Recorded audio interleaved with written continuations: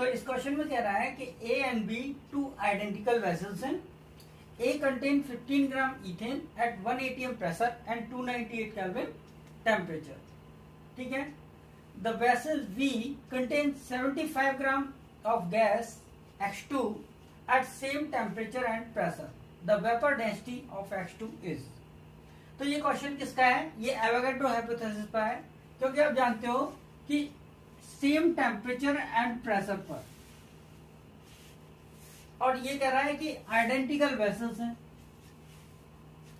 Avogadro hypothesis कहती है equal volume of all the gases contains equal number of molecule. तो आपने formula पढ़ा होगा पीवी इक्वल टू एनआरटी। अब पी क्या कर दिया उसने? कांस्टेंट। यहां पर कह रहा है ना temperature and pressure, same temperature and pressure. तो प्रेशर आपने क्या कर दिया? कांस्टेंट। टेम्परेचर क्या कर दिया? कांस्टेंट। आइडेंटिकल वेसल्स हैं, इसका मतलब वॉल्यूम में क्या कर दिया? कांस्टेंट। आर पहले से कांस्टेंट है।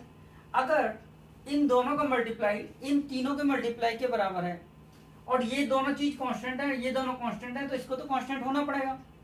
तो नंबर ऑफ मोल क्या हो जाएंगे? कांस्टेंट। तो आपका बन जाएगा number of moles of N1 equal to N2।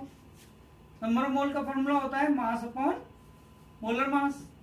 तो mass upon molar mass of first equal to mass upon molar mass of second. अब आप जानते हैं कि मॉलिक्यूलर मास इक्वल टू क्या होता है? 2 इंटू वेपर डेंसिटी। तो जो मोलर मास की वैल्यू होती है वो मॉलिक्यूलर मास के बराबर होती है, बस मोलर मास ग्राम में होता है और मॉलिक्यूलर मास एमयू में होता है। तो यहां पर हम वैल्यू पुट करेंगे। ए का जो मास दिया हुआ है हमें कितना दे रखा है? 15 ग्राम।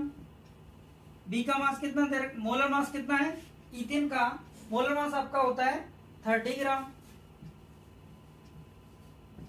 बी का मास आपको दे रखा है 75 ग्राम। और आपको पूछा क्या है? Vapour density. तो मोलर मास की जगह हम क्या लगा देंगे? 2 into vapour density. 2 into vapour density. यहां से 15 से ये 32 बढ़ जाएगा, 2 से ये 2 कट हो जाएगा, तो वेपर डेंसिटी आपकी आ जाएगी 75 ग्राम।